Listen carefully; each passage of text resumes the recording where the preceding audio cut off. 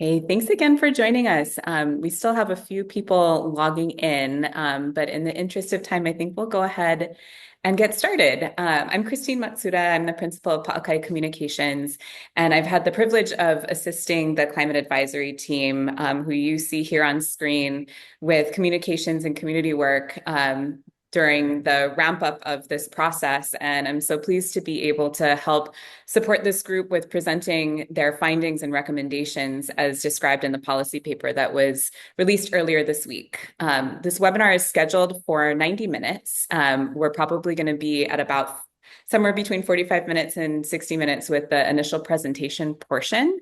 And we really encourage everyone to include all of the questions and comments that you have. Please use the Q&A function in the Zoom webinar along your bottom bar of your screen to put your questions forward as they occur to you, and we'll aggregate all of the questions and get through as many of them as we can in the Q&A portion following the presentation by the climate advisory team.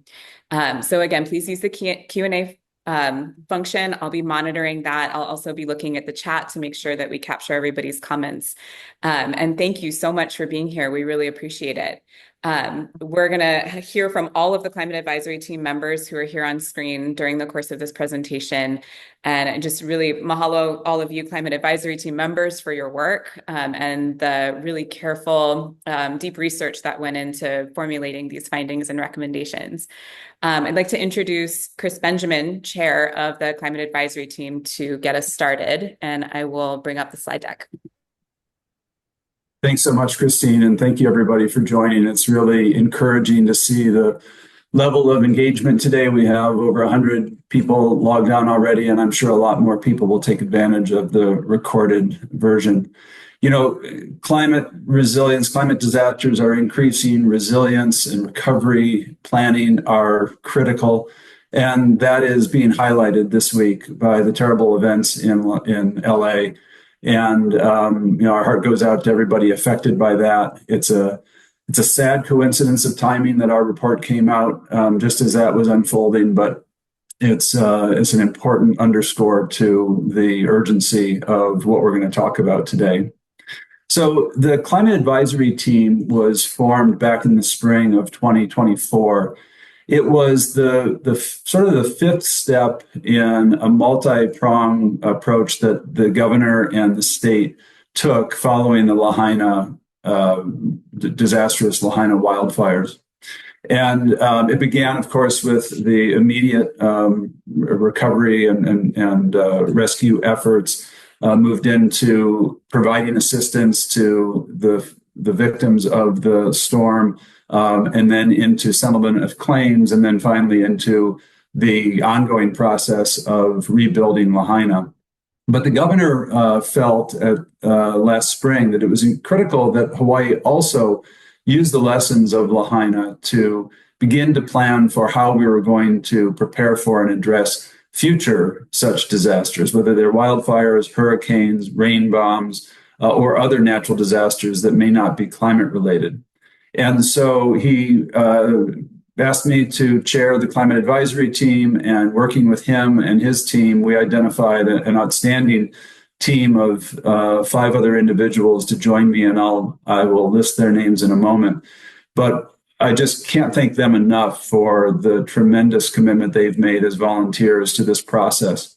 And the goal that the governor set for us was to come back before the legislative session and provide policy recommendations for how Hawaii could improve its readiness for future disasters and indirectly address the growing issue of the difficult insurance market. We were not tasked with addressing the specifics of the insurance market, but we were tasked with looking at ways that Hawaii could improve its resilience and in turn, its long-term insurability. And I want to thank our teammate Kavika for this Olelo no Aiao that he shared with us, which speaks to the importance of taking steps when you're not in a disaster situation, frankly, when the weather is good, when the sun is shining, to make sure that you're prepared for what can happen when disaster does strike. And so that's been a theme for our group, and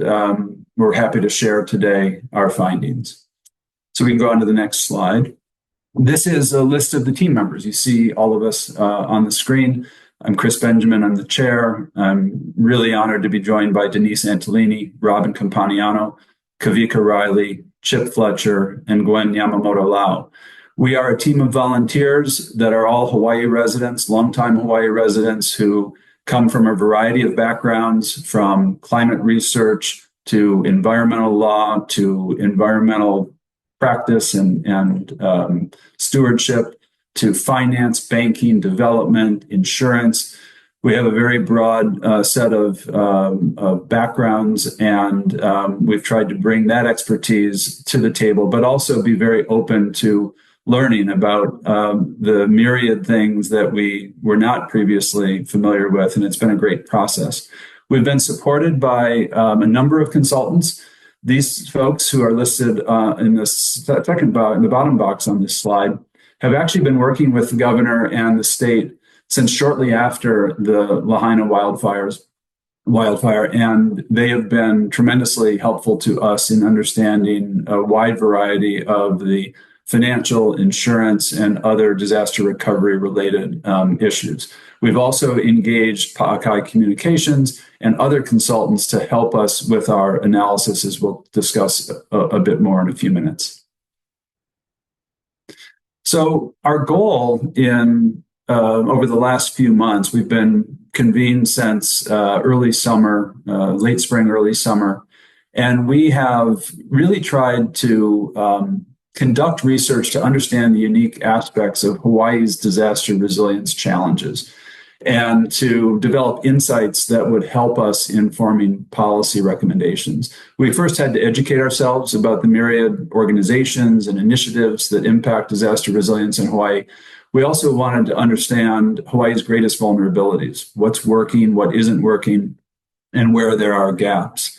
And importantly, we wanted to learn from the successful models in other geographies, other states, and other places. And finally, we wanted to make sure that we understood what was on the minds of Hawaii residents and how disaster preparation ranks among their concerns and priorities. Next slide.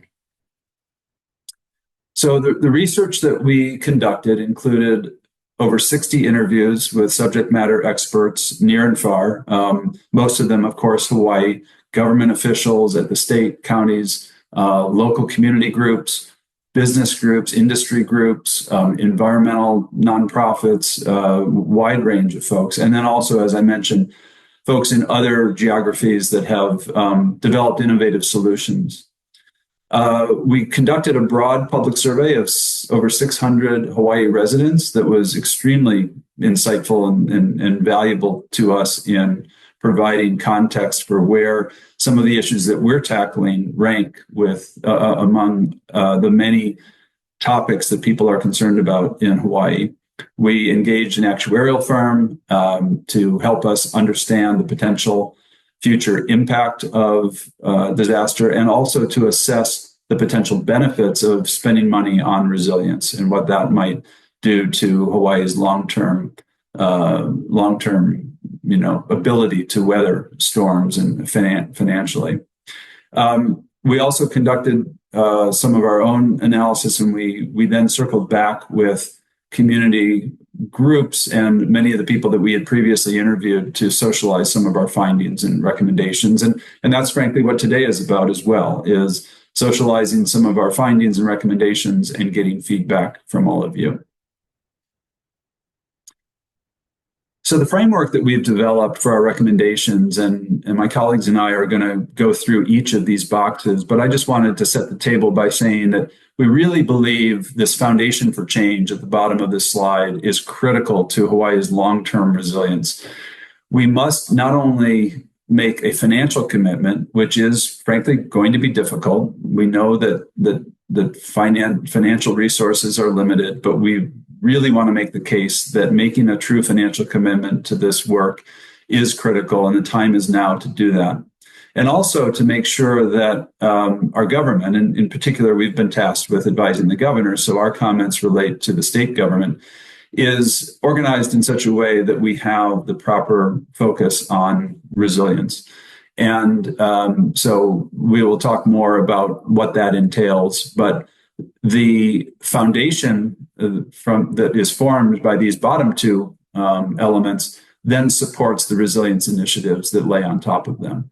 And so that's what we'll be going through. I won't steal the thunder of my colleagues. What I'm going to do now is I'm going to turn it over to Chip Fletcher to provide some situational context for the rest of the discussion.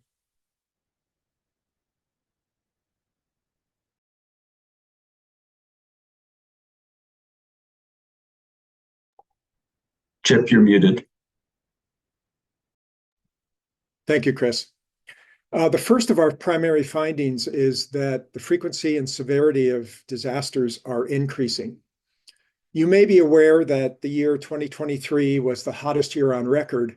Well, this morning, the World Meteorological Organization announced that 2024, just last year, is now the hottest year on record. Of course, the ocean absorbs over 90% of the excess heat that's generated by climate change. And in 2024, the ocean also broke records as the hottest year. The past decade has been hotter than any previous decade. And the cause of this pattern, of course, is greenhouse gas buildup, principally carbon dioxide. CO2 growth last year was 86% above the previous year, and the highest rate of increase in recorded history. For decades now, fossil fuel use has provided between 80 and 85% of global energy use. Last year, this did not change. It provided 82% of global energy use. The truth is that the deployment of renewable energy is simply not replacing fossil fuels fast enough. It's providing new forms of energy to meet rising demands, such as the need for cooling energy, AI centers, and others. In Hawaii, climate change means growing drought, increasing heat waves, rising sea surface temperatures. The intensity and frequency of hurricanes in Hawaiian waters is increasing. Growing heat is promoting wildfire, along with the spread of invasive grasses. There's an increase in rainfall intensity, which leads to flooding. And sea level rise, of course, means that tsunamis can cause more damage than they have in the past. Climate disasters are increasing in severity and frequency, both in Hawaii and globally.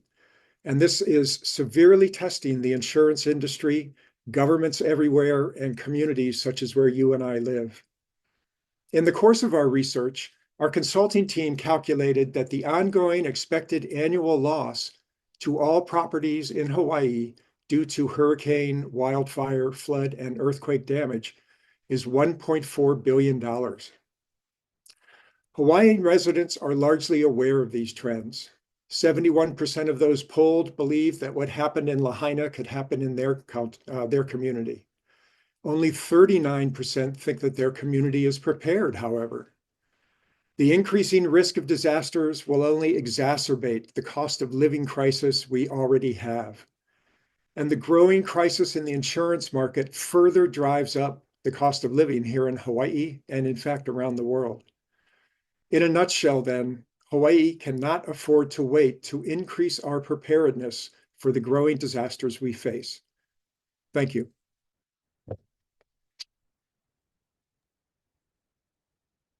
So, given the magnitude of the increasing risk, the CAT recommends a large magnitude of a financial commitment. And this is one of those foundational elements that Chris mentioned earlier. So we have near-term recommendations that propose that the state establish two funds.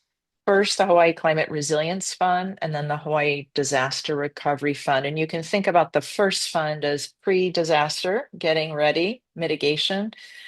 And the second one is post-disaster recovery, just as it says. Our goal all along, particularly given the governor's directive, but also given our own internal discussions, is to recommend solutions that will not place financial burden on Hawaii's residents and our most vulnerable. So of course, there's a long process to go here in terms of how those funds are shaped and funded and rolled out. And there's a lot of detailed information in our CAT report, particularly in the appendices, if you want to get into the details, but we know that there's a ways to go to shape these.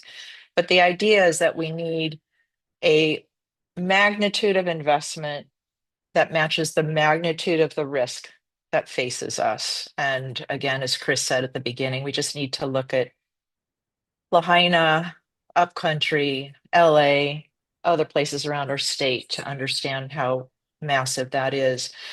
So we recommend those two funds. In addition, leveraging as much as possible, given the current conditions, federal funding through a Hawaii office. And this has been proposed by others, and we strongly endorse it, a Hawaii office in Washington, D.C. that will really bring as many federal dollars to Hawaii for this purpose as possible. So the bottom line here is substantial and stable financial support for these pre-disaster and post-disaster priorities so that residents don't bear the largest brunt of getting ready and recovering. And with that, I'll turn it back to Chris. Thank you, Denise.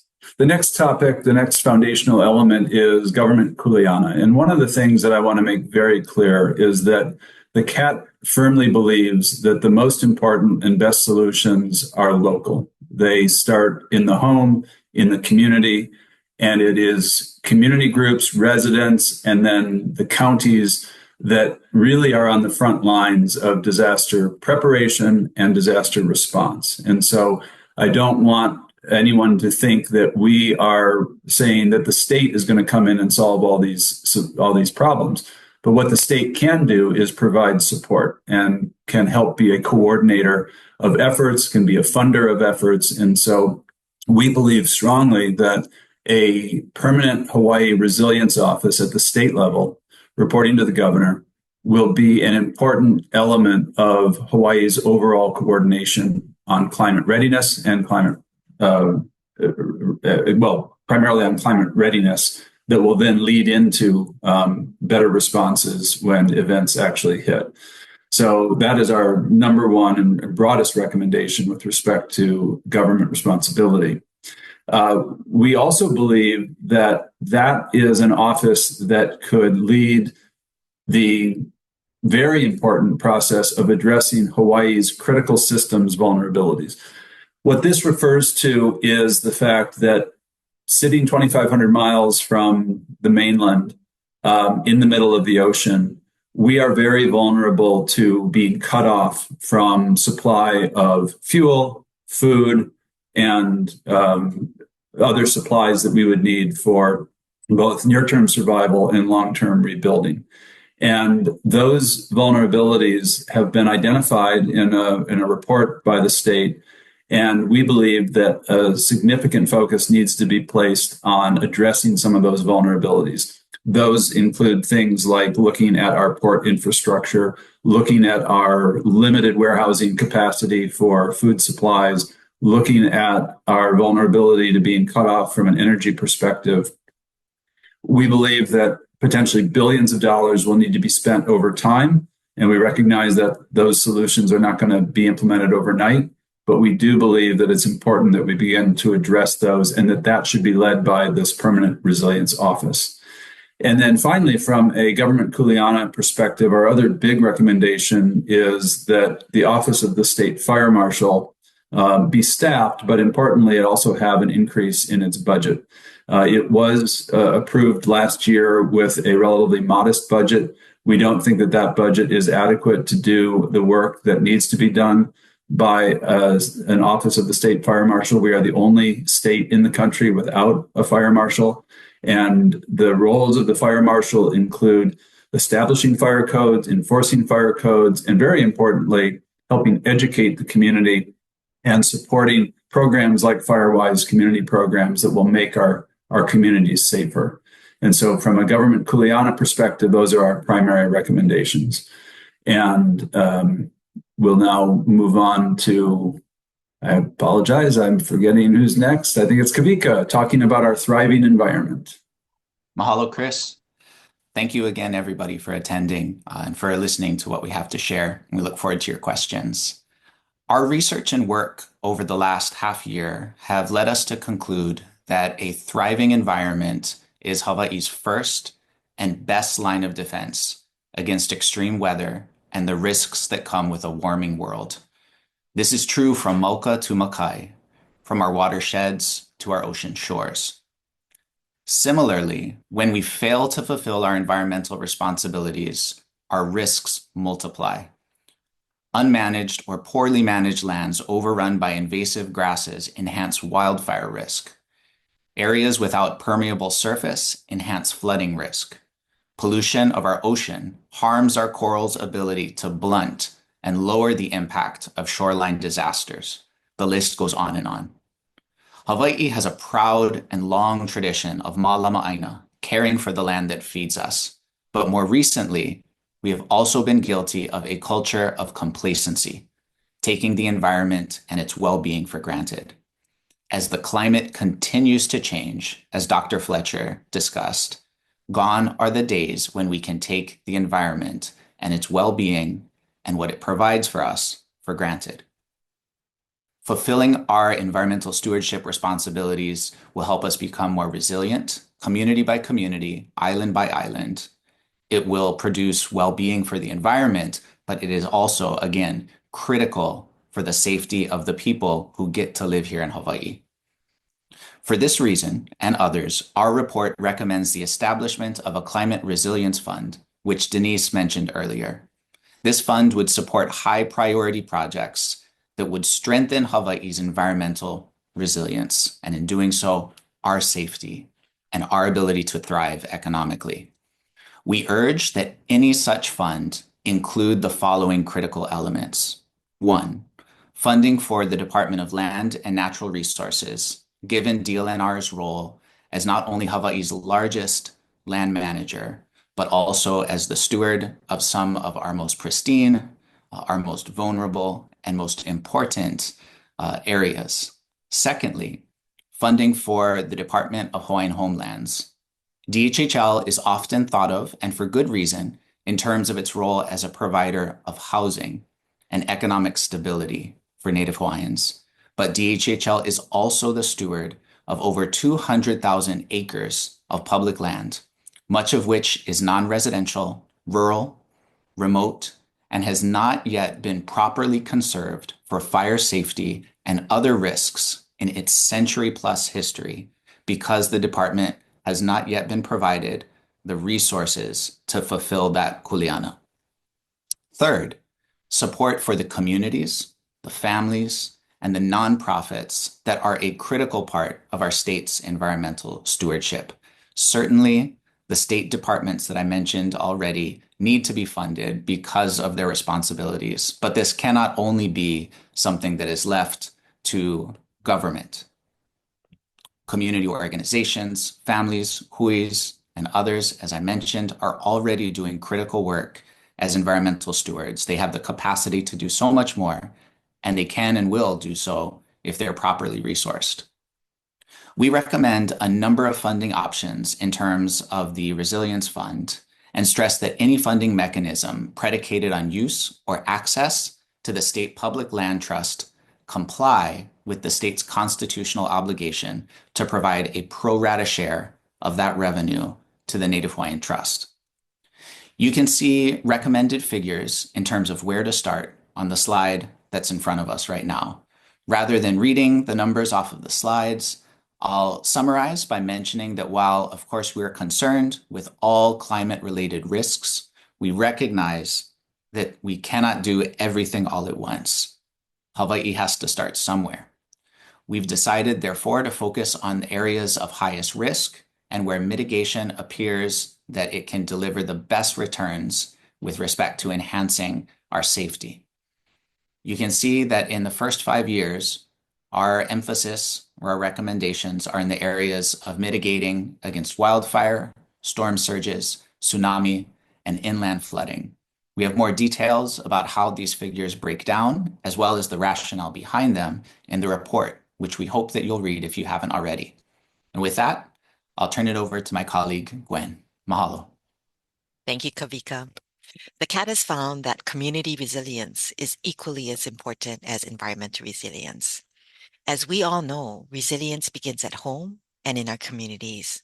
It is all of our kuleana and clearly ingrained in our value of ohana, with neighbors helping neighbors during a time of need. While government cannot mandate neighborhoods and communities be more resilient, as Chris mentioned, it can provide, through the Resilience Fund, financial, organizational, and planning support to collaborate, facilitate, empower, and accelerate these efforts. The safer and more resilient we can make our homes and our communities, fewer lives will be lost and fewer public resources will be required after a disaster. I'm not sure how many of you are aware, but the roofs of approximately 64% of the homes on Oahu are sitting there by gravity because they are not attached to the rest of the structure.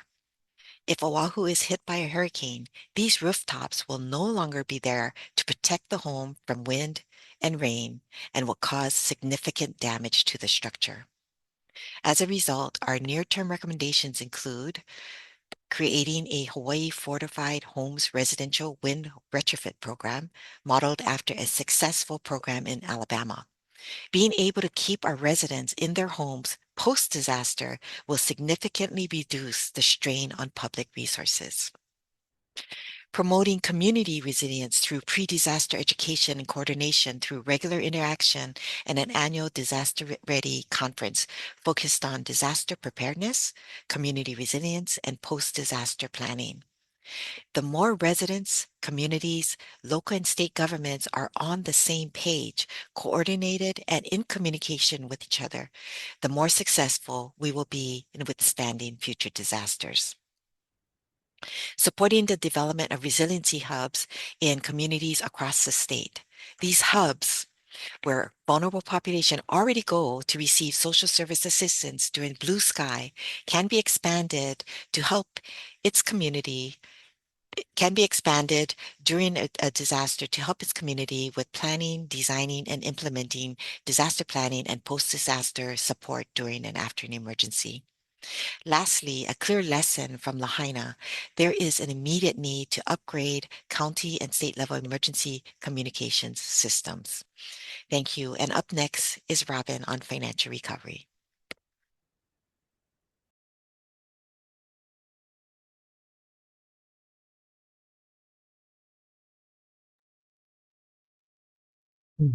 Thanks, Gwen. You know, the losses from the devastating fires in Los Angeles continue to grow. This morning, I've seen reports that indicate that losses are far in excess of 50 and perhaps it's more than $150 billion, only a portion of which appears to be insured. And this is all despite years of efforts in California to minimize wildfire risks. By comparison, last fall, we witnessed two major hurricanes on the East Coast, which totaled nearly $100 billion in losses. Milton and Helene caused close to $100 billion in losses, and again, only a portion of which was insured. These losses, and especially the LA fires, provide a sobering reminder that, well, things aren't getting any better. And by comparison, when Hurricane Iniki hit us, that caused about $3 billion in damages. In today's dollars, about $6 billion. The CAT has recognized that a portion of our community will face significant challenges in the wake of a catastrophic event, such as another wildfire, a flood, or a hurricane making landfall. In our survey of Hawaii residents, 2/3 of those who responded found it important to create a disaster recovery fund to support low-income residents in recovering from such disasters. To address this, the CAT is proposing the creation of a disaster recovery fund to support our ohana who cannot afford the financial burden of recovery. We envision the creation of such a fund, which can eventually reach $500 million to provide payments to qualified residents in need.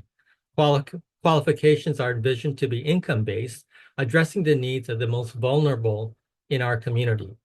We are suggesting that individuals who qualify may receive a grant of up to $20,000 to provide a safety net for those who may have lost income, housing, transportation, and personal items.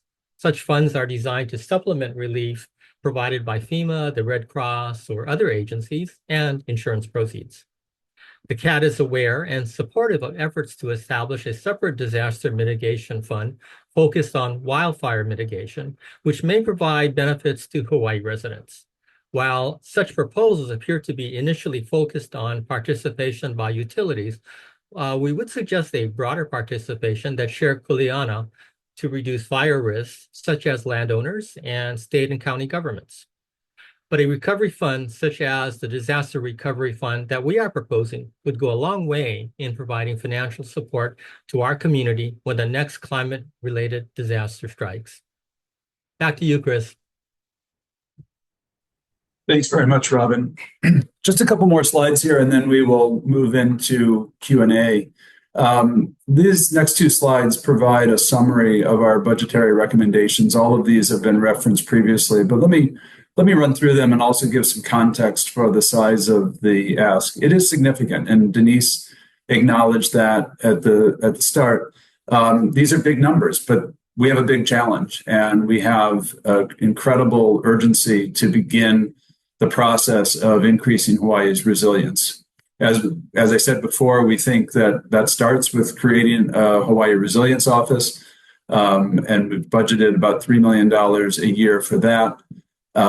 Office of the State Fire Marshal, we believe, and also promoting fire-wise communities. We think that the State Fire Marshal Office needs about a couple $1 million a year to be properly staffed and functioning, and that the Firewise Community Program, on average, over the next 5 years, needs about $14 million to expand the tremendous work that they're doing to try to make individual communities more fire safe.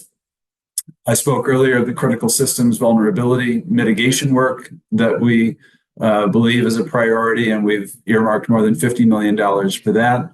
And then Kavika spoke passionately about the importance of our environment, and the steps that we're promoting there include invasive plant species management, over $80 million a year, fortifying our natural protections through to storm surges and water events. And then Gwen talked about the Hawaii Fortified Homes program that we are recommending, which would average over the next 5 years about $50 million. We also think that the Resilience Office should host an annual conference. I mentioned earlier the importance of the role that the state can play in bringing together the community groups, local communities, counties, to be planning for disasters. There's a lot of good work that already takes place on that front along those lines. HAIMA has its HARP program, which is very effective. But we think that an annual statewide conference would be with tabletop exercises and planning exercises would be an important and effective addition to the mix in terms of readiness. And then, as Gwen also discussed, resilience hubs. We think that there are organizations in Hawaii doing a tremendous job to support local communities in development of resilience hubs. And we think that about $12 million annually will go a long way towards expanding that work, which again focuses on making sure that communities can drive the determination of their own resilience efforts with state support. I will talk about potential revenue sources on the next slide, but let me first provide an overview of the thinking. Well, actually, before we go to the next slide, let me just say that you'll see the numbers here on resilience ramping up from $200 million in year one to $375 million in year 5. There are a couple of reasons for that. One is there's a tremendous amount of capacity today to advance resilience work. There are a lot of resources in the environmental community, a lot of folks in the construction industry that stand ready to do some of the retrofits and do some of the critical systems work that we've talked about. But there is also work that will naturally ramp up over time because there are programs that have to be established. So what we've done is we've recommended an immediate significant shot in the arm to our resilience, but also a ramp up over a few years. On the flip side, what we're doing, and you can see it on the next slide, is we are starting with bigger numbers going into the recovery fund because we want to get that created and funded as quickly as we can in the event that we have a disaster. And then as that gets up to $500 million, that would taper off and the balance of the funds would go entirely into resilience. On the recovery fund side, that's already been well described, but basically what it is it's a safety net. It's not to make people whole on the loss of their homes. It's not a replacement for homeowners insurance. It's really a safety net to make sure that our most vulnerable residents in Hawaii, in the event of a disaster, have access to cash to help them weather the storm, literally and figuratively, and get back on their feet. Speaking of revenue sources, let me pivot to revenue sources.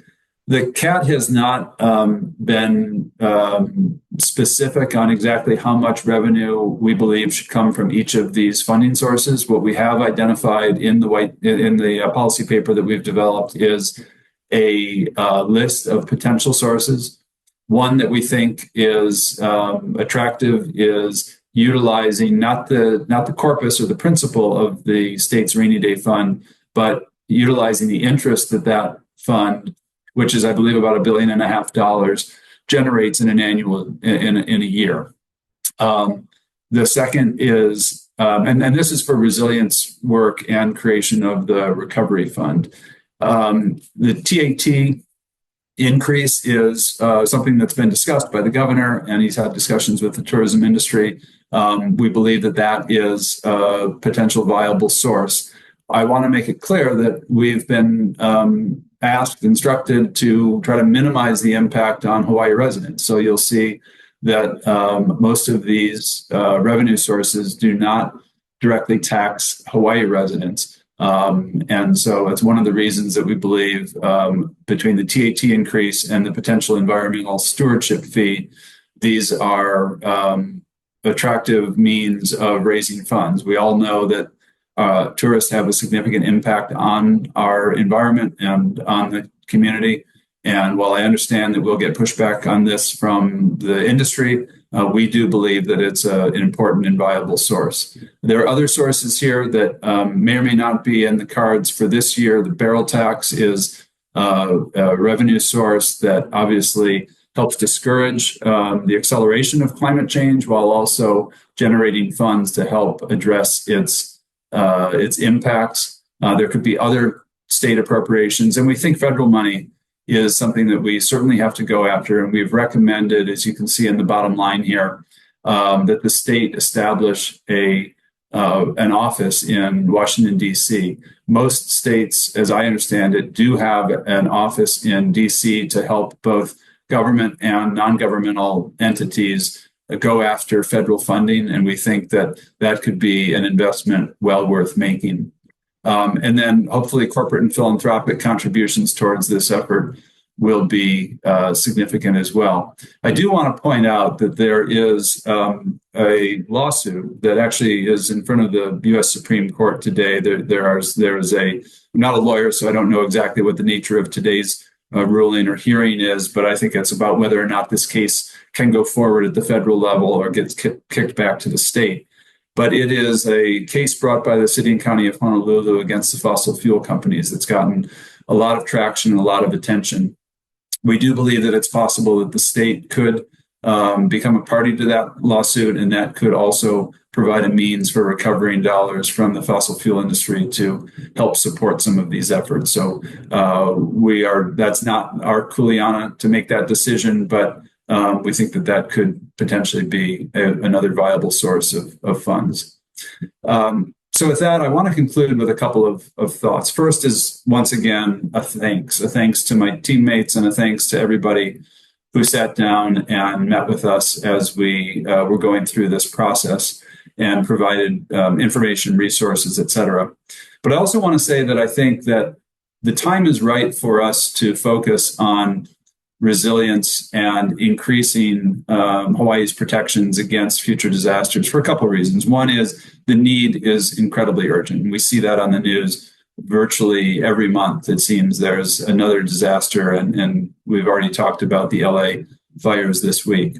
But also, I think we have a governor, four mayors, and a legislature that are very focused on these issues. And I think we have a unique opportunity with so many dedicated people in the state, in government, in community groups, in local communities, nonprofits that are working on these challenges. We just need to give them the resources and the support that they need to advance and improve Hawaii's resilience. And I really have been overwhelmed by the number of people that are dedicating their lives to this cause. And I think with a little bit more support, they can achieve great things and increase our resilience as a state.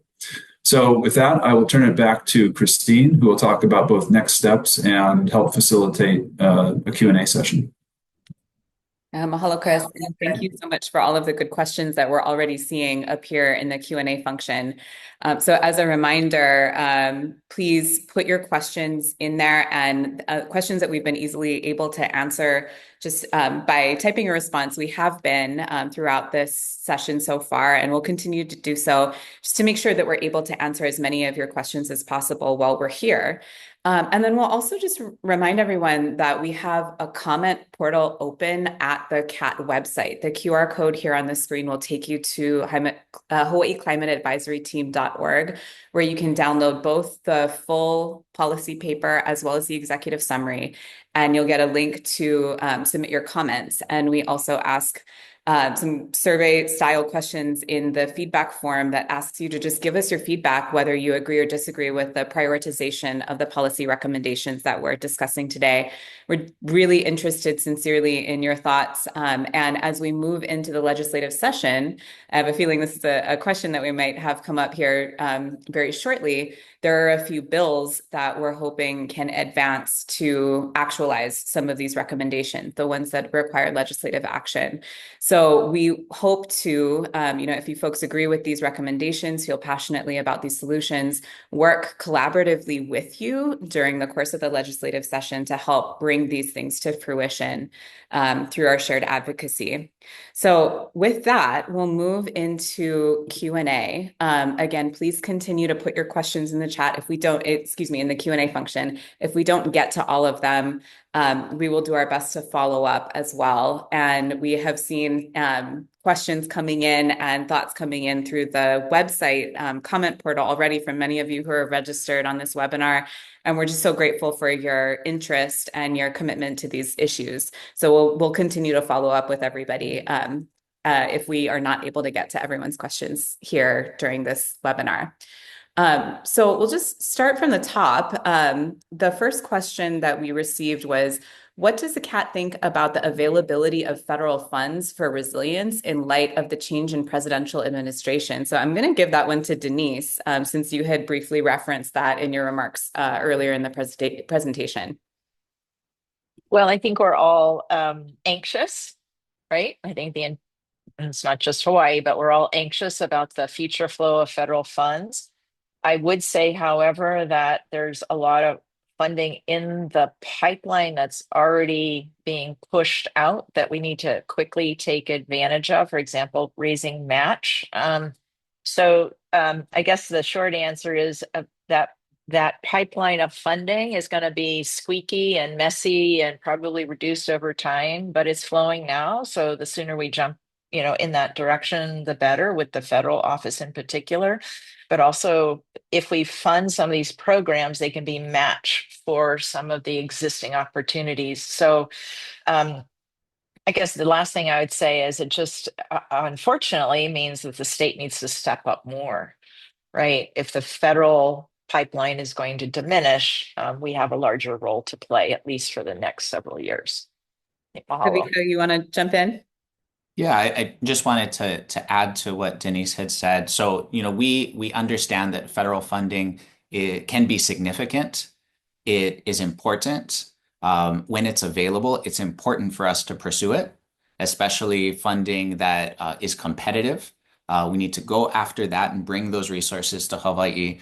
So we need to pursue those funds and be aware of them. It is equally important that we understand that they are unstable, they are unreliable. And even when, in many, many cases, when funding is secured from federal sources, it is not long-term reliable, right? And so in terms of what Hawaii needs, the kind of stable funding that my colleagues have mentioned this morning, what we need, we have to provide for ourselves. And that's why we are making recommendations here in terms of the critical funds and the critical government kuleana functions that need to be funded. We're looking at sources that Hawaii can control. And then we can add on to that the additional funding as it becomes available and as dynamics change at the federal level. And Chip, you want to add? Yeah, all of this simply underscores our recommendation that Hawaii should open an office in Washington, D.C. For exactly the reasons that Denise and Kavika have outlined. It's important to be present. We're not going to succeed if we're not in the ballgame and if we're not present. So that recommendation we all feel very strongly about. Thank you. Yeah, mahalo. The next question is about the Hawaii Department of Agriculture. How does HDOA's kuleana fit into the recommendations for a thriving environment?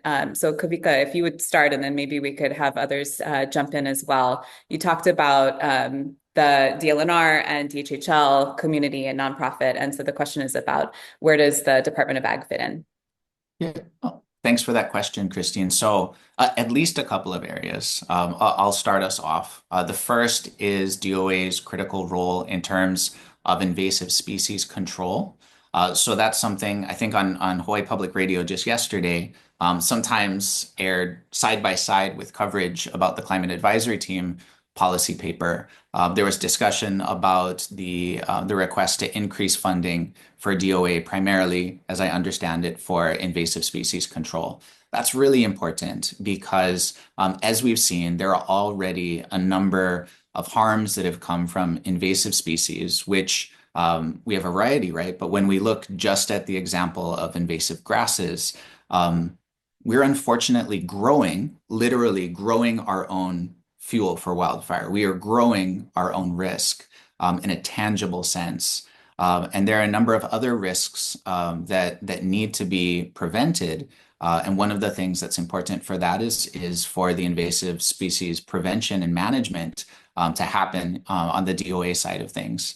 Also, of course, while it wasn't an area that we focused on extensively in the climate report. Those of you who have read it already would find language in there, and Chris talked about some of this, the vulnerability that comes from our geographic isolation, the limited amount of fuel and energy that's available, the limited amount of food that's available. For all these reasons, DOA's role as a catalyst and supporter and facilitator of what needs to be an increasingly vibrant agricultural economy, especially on the self-sufficiency end, is really key here. So I'd emphasize those, and I can see Denise has her hand up, and I'll turn it over to her for some of the others. That was perfect. I just wanted to add to that, the biosecurity side, the encouraging active agriculture side. So when lands are actively in ag, it provides, that fuel reduction, and it provides food security, and it provides jobs. So HOA has both of those really important roles. We know, for example, in central Oahu, there's a lot of fallow land that is just acres and acres and acres of fuel, both grass and trees that have been growing for now 15 years. So that's not unique to central Oahu. We see it across the state with the transition from agriculture. So we really want to encourage the agricultural diversity and active real agriculture throughout the state, as it has multitude of benefits. Chip, you want to add?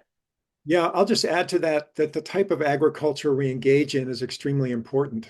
The typical industrial agriculture is extractive, and leaving large fields of soil open to the air turns them into sources of greenhouse gas. The carbon in the soil oxidizes and then streams up into the atmosphere, trapping more heat.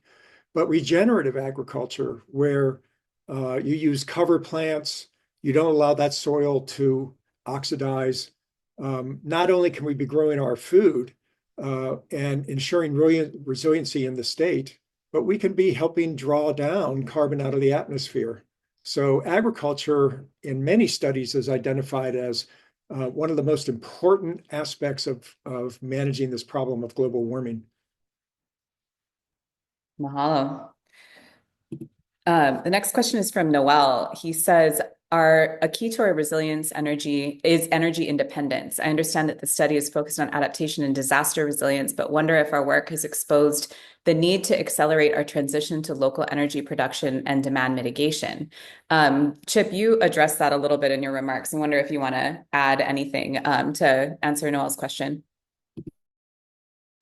Yes, I'm reading it. So looking for the question in there, but I wonder, okay, if our work has exposed the need to accelerate our transition to local energy production and demand mitigation. Yes, absolutely.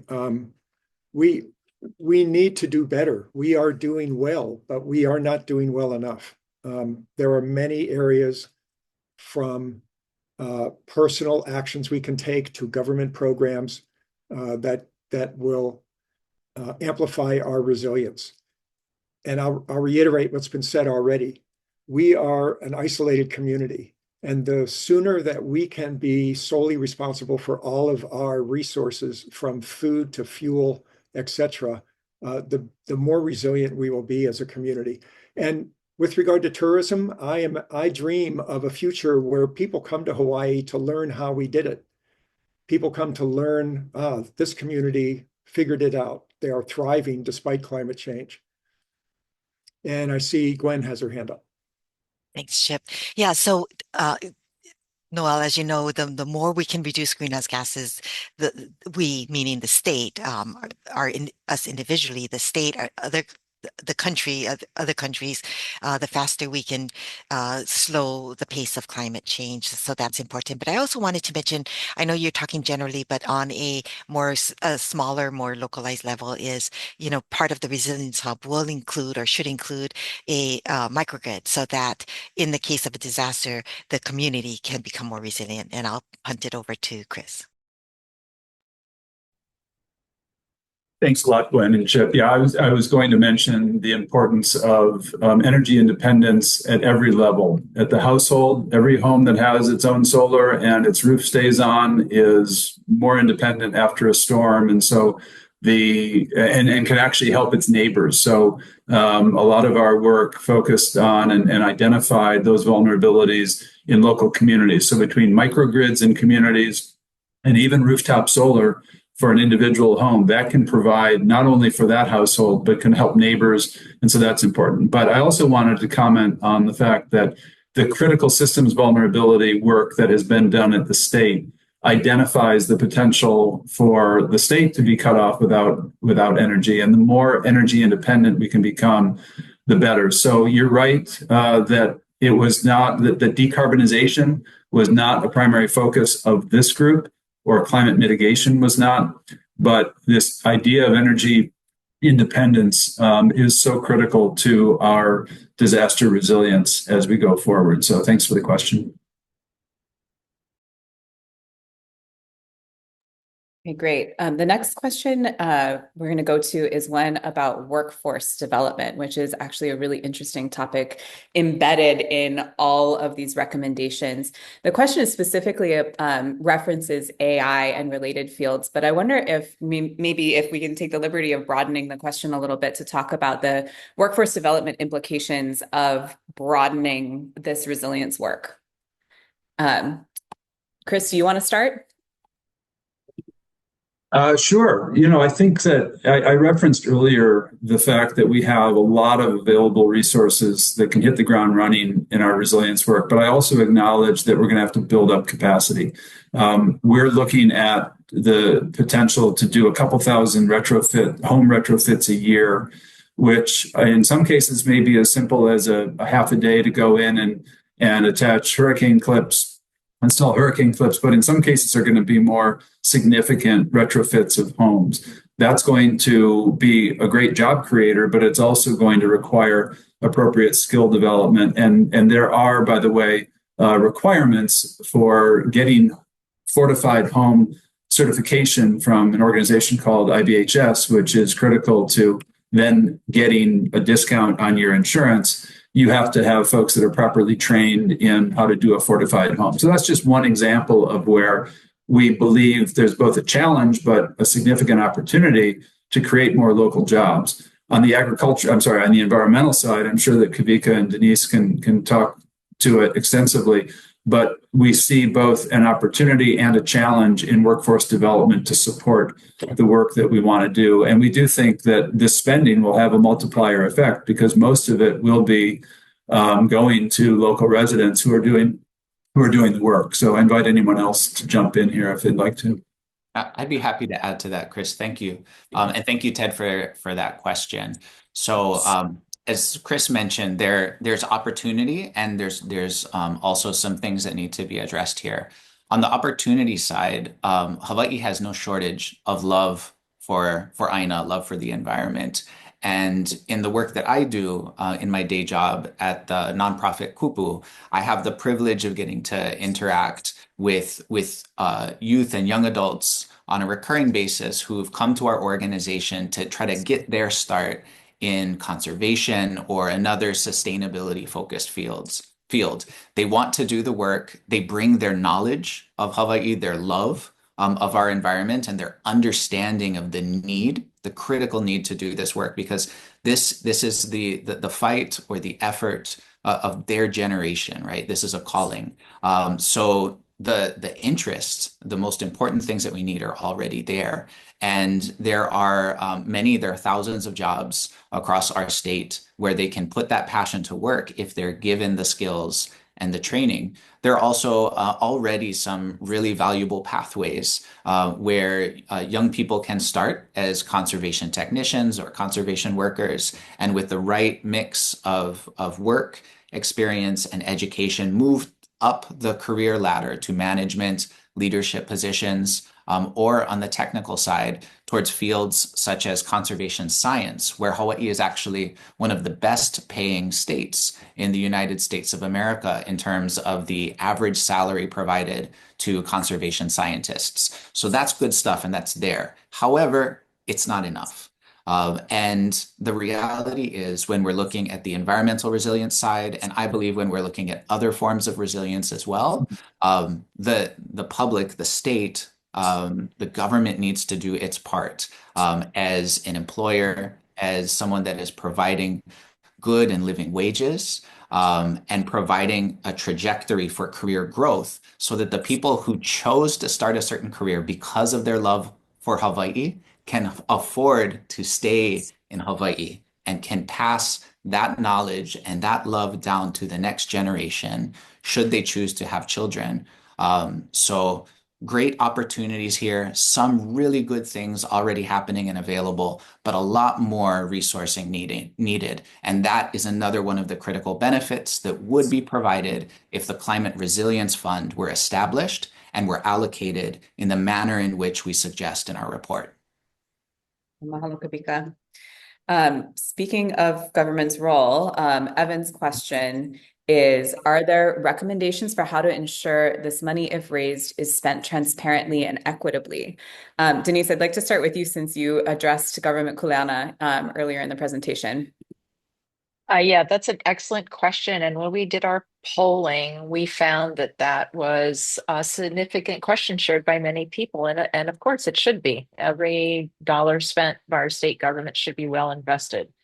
So although we don't have details in our report about what those mechanisms would be, we do have some narrative about that.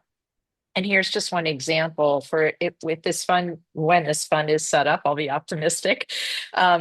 Applications would come in, and those applications would have to say how they're going to maximize the investment dollar that they're asking for. In addition to that, there would be reporting. I mean, this is conceptual, but this is the way to do it. There would be reporting and tracking. And so the administrator of the fund, however it's run by administrator and or a commission, would over time be able to see how those investments are actually giving a return back to the public and to the environment, and be able to reiterate their criteria so that it's more fine-tuned. So there's a significant learning process in terms of accountability. And one of the tenets of the CAT is transparency and accountability for any system that is developed. So we're very committed to that, even if the details are not yet set. Thank you, Denise. Kavika. Yeah, I just wanted to add, so, as Denise mentioned, the details aren't set yet. And a big reason for that is the team that you have here, we were given a task of putting forward recommendations, but we are not elected. We are not government officials. We are not lawmakers. Our state's elected representatives have the ability and the kuleana of determining what to do with these recommendations and what, and or if so, how these recommendations might be encapsulated into what would become laws.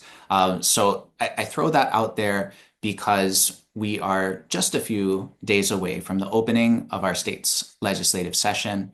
Our lawmakers have, it's a hard thing to do, to pass good law. And there's a short period of time every year in order to do it. And so if you have views, if you have expertise about how things like this should be structured, the transparency elements that you asked about, as well as other types of things, please participate in the legislative process. Please let your elected officials know what your views are, and think about, to the extent that you can, to attend the hearings and other opportunities that we as the public have to help our elected officials as they figure out what to do at this time.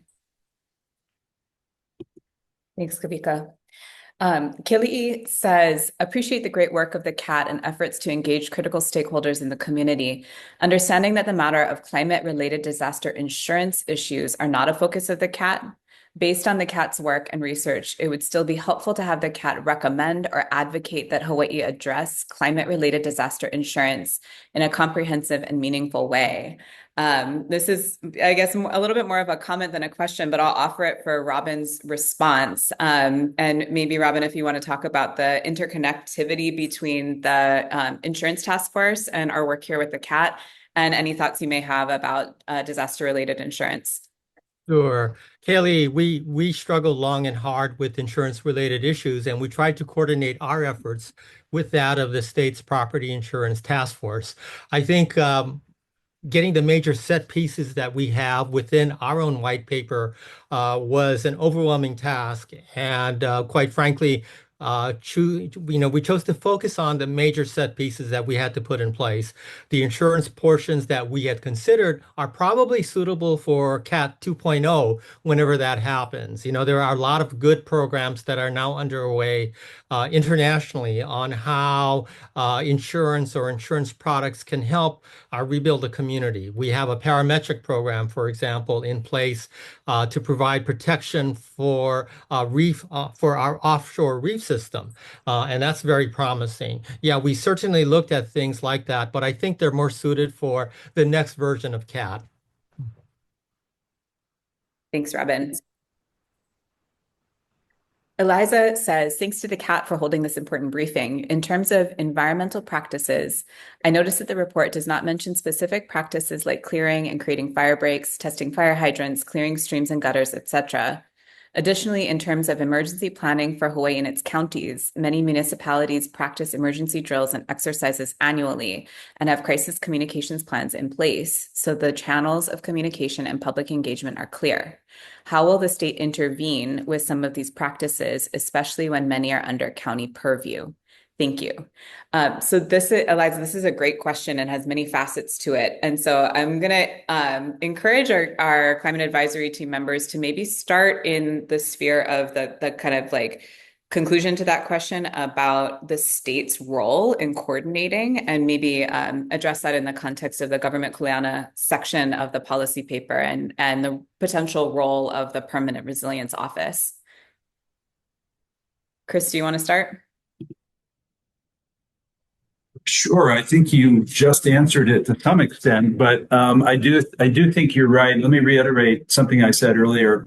We believe that resilience starts at the most local level, the house, the community, the house, the neighborhood, the community, the county, and out to the state. And so everything that the state is doing really should be in support of that local coordination. But as I also said earlier, we believe the state can play a role in making sure we bring together the parties that can impact that.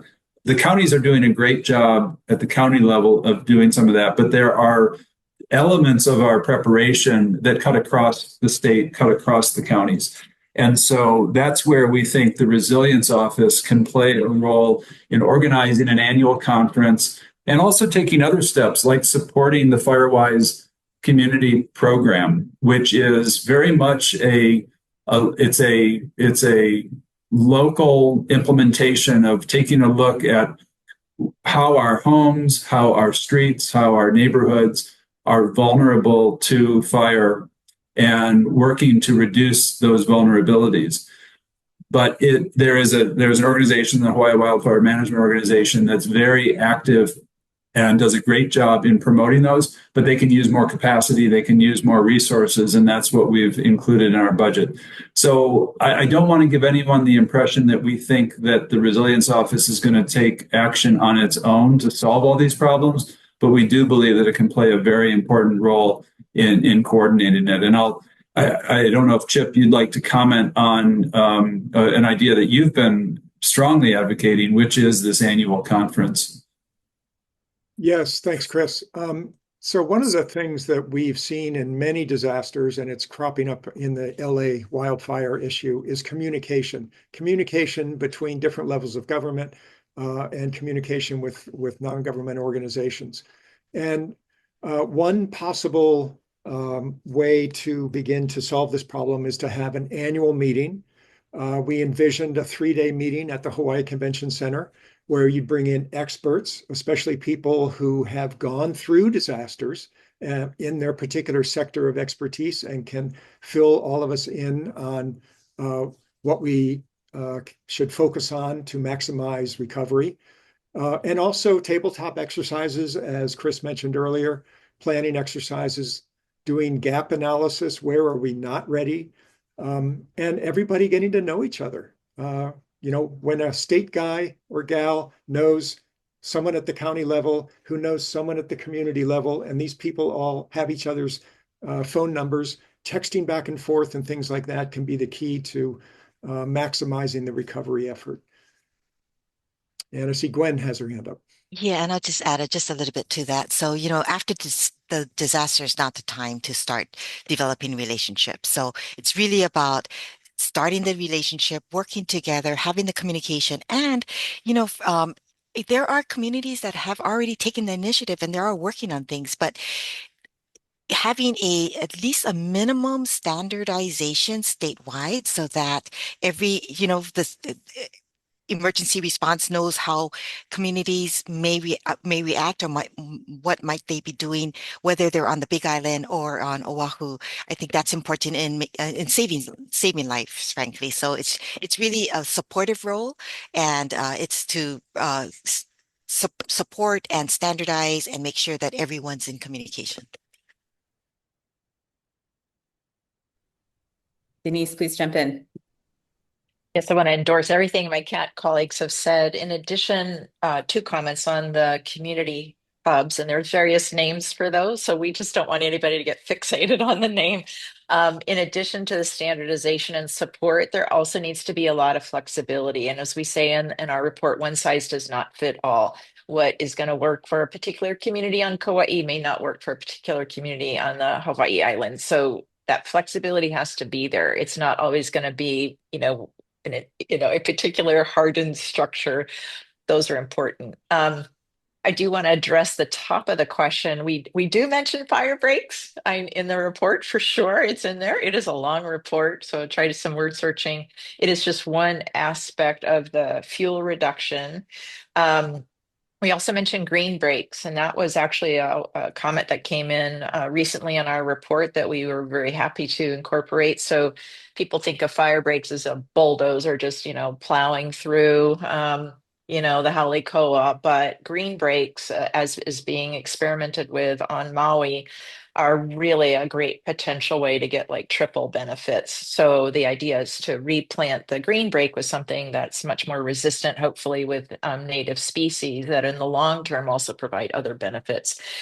So that's on the resilience investment side, but also, as Chris had mentioned, HWMO and the Firewise program and related programs really make a big emphasis on fire breaks and the kinds of other things that Eliza has mentioned that are really important, which is in the more urban environment. I mean, if you read the FSRI report, it's really got incredible detail about how to do some of the things that Eliza's talking about. So we would definitely embrace that.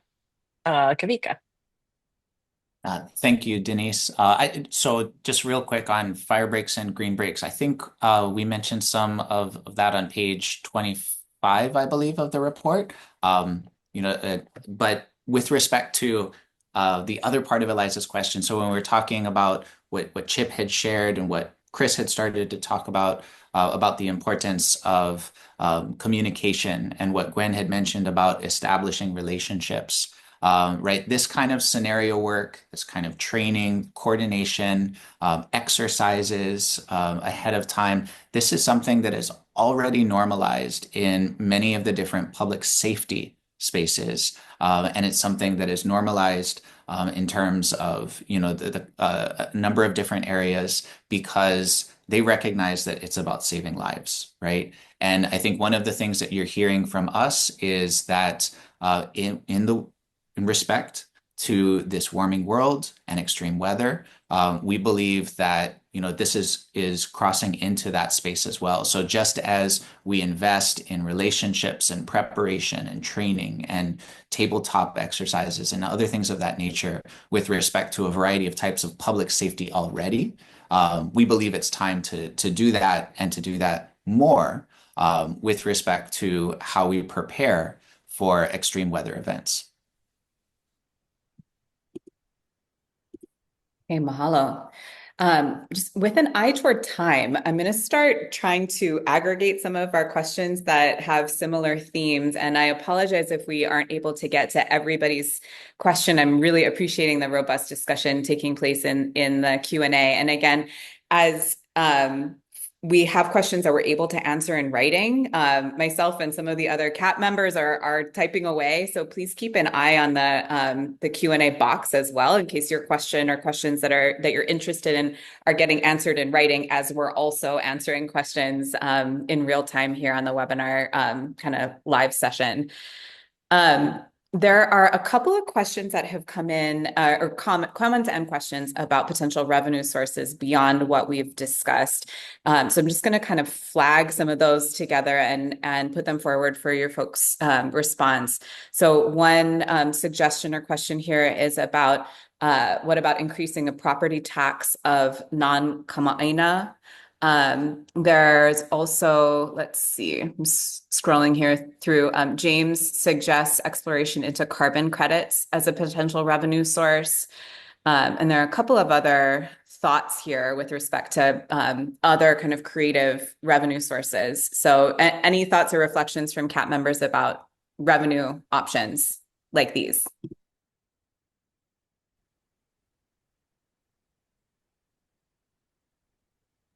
Robin, I'm going to pick on you because you are unmuted. I think we were faced with the prospect of raising, I think the technical term is uku $1 million to address the issues, the crisis that we face. So we left no stone unturned. And Chris did a wonderful job earlier in describing the sources of funds that we were looking at, and they're not exhaustive. The list goes on. And I think at this point, with the limited time we have, we're leaving a lot of it to the ultimate policymakers to help us decide how and when and where what funds to tap. Initially, we talked about scraping the rainy day fund. We really did not want to hurt Hawaii taxpayers. We looked at possibly securing revenue from tourists, a visitor fee, increasing the TAT, and that had been taken over. That had been escalated to a higher level with the governor and members of the visitor industry. I think what we have in the table and in our paper is a very comprehensive, non-exhaustive source of resources. One of the comments from my old economics professor, and thank goodness I passed his class because I might flunk this answer, is he asked what prevents the funds that we create from being rated as Hawaii funds are often rated. And quite frankly, I know exactly what he's talking about, having had my funds rated before. Sumner, there's no really good answer for that. I think we're well aware of the fact that whatever funds we are hoping to create can be modified, altered, changed, increased, or decreased by future policymakers. But we are very hopeful that by setting out the crisis as we see it, the need for the funding, that the sources and uses of the funds will remain fairly constant over time. Thanks, Robin. We have also a number of questions about the upcoming legislative session. So I'll just kind of run through some of these. So one is, will pending or proposed bills be updated on the CAT website? And will there be an opportunity to receive email notices of those bills being proposed and conferences regarding them? Short answer, yes. Please sign up for the email alert tool on the CAT website, and I'll get that QR code back up in just a second for you folks to have access to. So on that website, there's a news section where we will continue to update important information as we get into session. And there's an email tool where we will push out opportunities for joint advocacy and important updates as the session progresses. Some other questions related to session. What are the key pieces of state legislation that will support the goals outlined in this report? If there are bills being introduced in the 2025 session that are in alignment with our recommendations, would we be willing to support these measures? So Denise, do you want to get us started on that? And others, please jump in. Yes, 2 points. One is we don't know what our bill package is like yet. So I just want to make sure everybody knows that we haven't had a chance to see what the governor's team has been working very hard on drafting in response to our recommendations. So once we have that, we will at the appropriate time share it. And we know time is ticking with opening day and bills dropping and all of that. The other thing I would say on the second part of the question, in terms of would we support bills that align with our recommendations, the answer is yes. And of course, we'll have an internal vetting process for that, but we tried to anticipate that in the reports in several places by keeping it as a high-level policy report, which I think was very effective, so that we have room for really good ideas, changing ideas, throughout the session. Of course, again, there'll be an internal process for us to vet our alignment and support, but we do anticipate doing that. Mahalo. And I'll just add to that. So, to continue on what Denise was saying, there are bills that we've already recognized that are in alignment, maybe with a few tweaks. So we have reached out to the departments that have or will be introducing it, and working with them as the session goes on.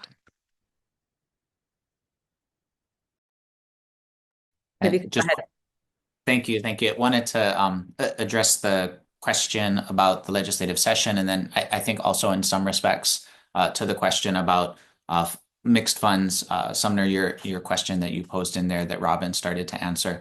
I mean, I would say we live in a democracy here, right? And there simply aren't enough public resources to take care of all of the things that could be taken care of. And so, we rely on public support, public participation, public voice being raised in order for things to pass, which is what we're talking about with this 2025 legislative session, but it also for funds to be maintained, right? So to the question about, when something's established, why does it change later, right? I think one of the things that we need to be honest about is the need for sustained public engagement and participation in order to have sustained engagement in the type of resilience work that we recommend here. Go ahead, Chris. Thanks. I'm going to pivot a little bit. I was trying to keep up with the questions in the Q&A, and particularly I was focused on Jerry Peters' questions about the home retrofit program. I was reading one of them and it disappeared. I don't know if it got retracted or someone answered it, but let me make some general comments, and then I think we'd be happy to engage with Jerry offline because it sounds like he has some specific knowledge that could be helpful to us. We have identified the Strengthen Alabama Homes program as a model, in part because it has been replicated by about 20 other states in the country, and they've had some very good success with the program. At the same time, we understand that our situation in Hawaii is quite different from the situation in Alabama. As background, for those who aren't familiar, the Strengthen Alabama Homes program is a state-funded program that provides a $10,000 grant for the retrofit of a home to increase its wind resistance. The program started with homes along the Gulf Coast and then has moved more inland as more homes along the coast have been fortified. It brings the homes to the IBHS, an organization I referenced earlier, fortified home standard. And it results in the program has been funded in part by the insurance companies, and it also has resulted in reduction in insurance premiums in that state. But what's interesting about the program is that it has also resulted in about, I think, 7 or 8 times as many homes being fortified as what the state has funded. So if the state has funded something like 8,000 homes or 10,000 homes, I can't remember, roughly 60 or 70,000 homes have actually been fortified because a lot of private individuals have taken the initiative to fortify their own homes.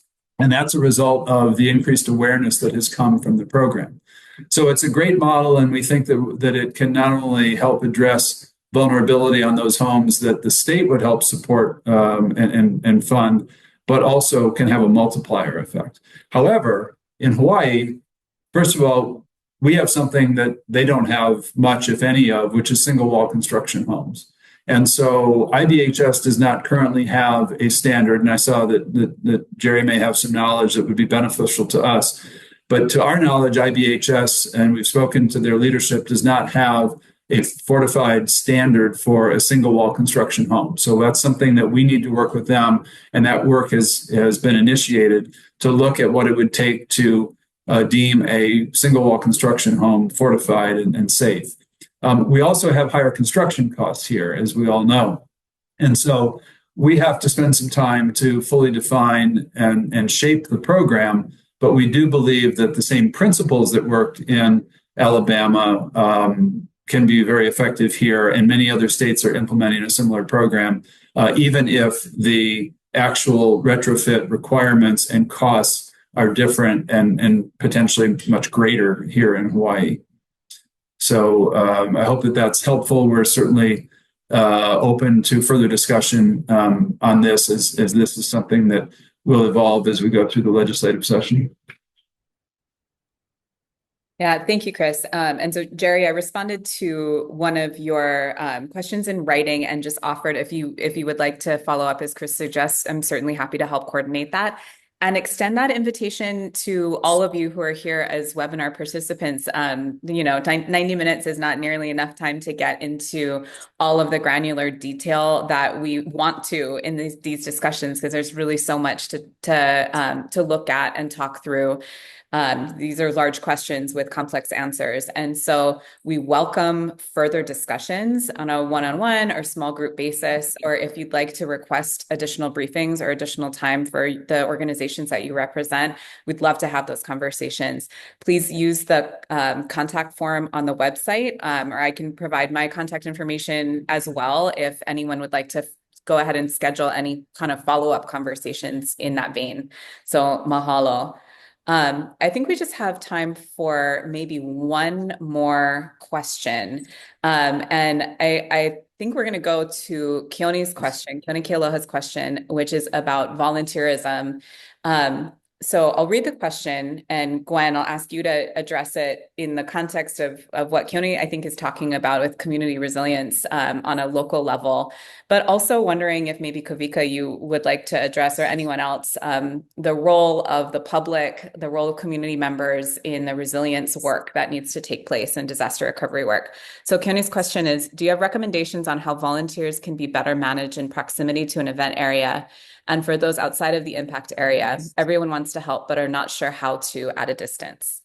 Yeah, thank you, Keone. That's a great question. And so there's help that can be or volunteers that can that are needed pre-disaster in helping with the planning, even as part of your own community, in getting your community more resilient. Our hopes are with this planning that is done prior to the disaster, then we can already recognize where volunteers might be needed post-disaster, so that when something happens, people can be mobilized quickly. And so this is all part of the community resilience. And so please keep an eye out for more information to come. Kavika? Thank you, Gwen. I'd say, there are things that we don't think of as volunteering, but are some of the most important things that we can do in terms of resilience, just within our own household, right? So to make sure that we're ready, right? We saw in the survey responses that a higher number of individuals believe they are prepared for their personal responsibilities related to the disaster, then believe that their community is ready for the community level responsibilities. But let's be clear that the more of us that are prepared in terms of our own household, ourselves, if we live alone, our families, if we live with our families, making sure that we're ready for some of those situations and that we do the resilience work that's within the domains of our household is really critical there.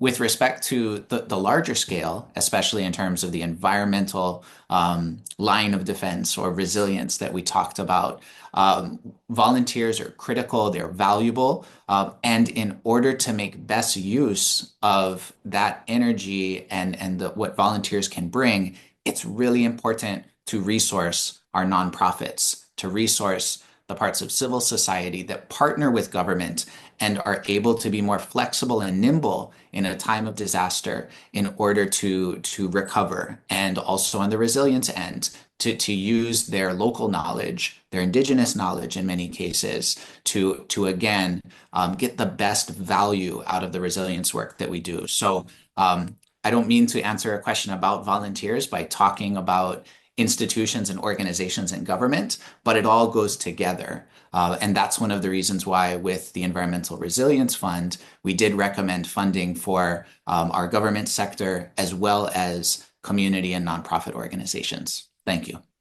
Thanks, Kavika. So as we close out here, we'll just get this QR code with the website back up on screen, and remind folks that this is just the beginning of the conversation. So please send more questions, send more ideas, send more feedback through the comment portal that's live on the website right now, or just use the contact form to get in touch with us. If you'd like to have more briefings, have more conversations, we would really appreciate the opportunity. So please get in touch with us there and share the report, share the executive summary. We really want to make sure that this is viewed by and given feedback by as many folks in our community as possible, because this is something that affects and requires all of us. So we're just really, really grateful for everyone's engagement today. Chris, as our chair, any final closing remarks? No, just to reiterate our appreciation for everyone's time today and our interest in your feedback and further engagement as we go through the process. And thanks again to my teammates. And with that, I just want to say thank you to all of the many, many folks who hung in all through the 90 minutes of this session, and look forward to continuing the conversation. Mahalo.